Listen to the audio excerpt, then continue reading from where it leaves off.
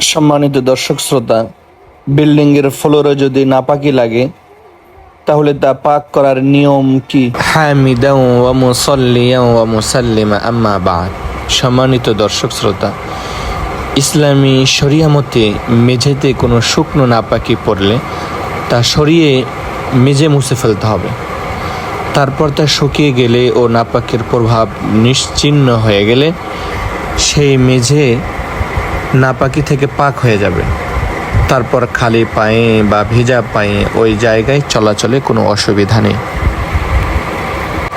জ্ঞাতব্য যে সিমেন্টের ফ্লোর ও টাইলস করা ফ্লোরে প্রস্রাব থাকলে তখন পবিত্র করার জন্য পানি ঢেলে পরিষ্কার করা জরুরি নয়, বরং ওই স্থান শুকিয়ে গেলেই তা পবিত্র হয়ে যাবে।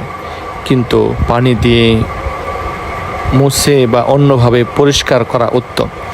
আল্লাহ তাআলা অধিক পবিত্রতা পছন্দ করেন। তবে হ্যাঁ, যদি দৃশ্যমান কোনো নাপাকি লেগে থাকে তাহলে তা সরিয়ে মেঝে মুছে ফেলতে হবে। তারপরে তা শুকিয়ে গেলে ও নাপাকের প্রভাব নিশ্চিহ্ন হয়ে গেলে সেই স্থান নাপাকি থেকে পবিত্র হয়ে যাবে।